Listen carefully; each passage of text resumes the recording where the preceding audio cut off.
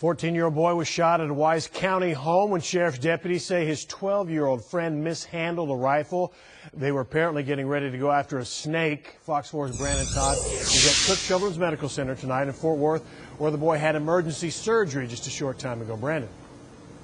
Well, exactly. He got through that surgery, we're told, and yeah, he is here recovering. He was shot at a house in Wise County and then was taken to a convenience store nearby, and that's when a cook at that store found herself making some quick decisions to try and save the teen's life.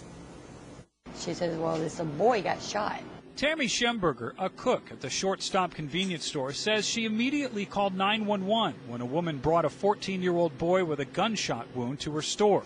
He was bleeding, so with towels, she followed the 911 operator's instructions. And they told me to compress the front and the back because the bullet went all the way through the little boy's stomach. Wise County Sheriff investigators say shortly after 1 o'clock, 4 kids at this house on County Road 4764 north of Azle saw a snake. Detectives say there were no adults at the house. The 14 and 12-year-olds went into the house to get the .22 caliber rifle, and apparently, as the 12-year-old was getting the rifle out of a case, the weapon bumped the wall and discharged. And at that time, it struck the 14-year-old in the stomach area. A relative drove the boy about 3 miles to the convenience store. He was sitting in the truck in a fetal position with his knees drawn up to his chest.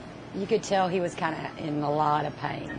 These pictures, taken by Schemberger, show the medical helicopter that took the teen to Cook Children's Medical Center. Just before it took off, Schemberger says she gave the teen's mom some advice. Don't let the little boy see you crying and so upset, because that's going to upset your son more.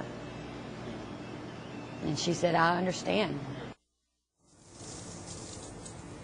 Well, we asked investigators, of course, whether the parents that lived at that house would face any charges, and that has not yet been determined. It's one of the things investigators are looking into. We did make an attempt to talk to the family at that house, and we were asked to get off the property. And as we said before, Steve, the boy did make it out of surgery.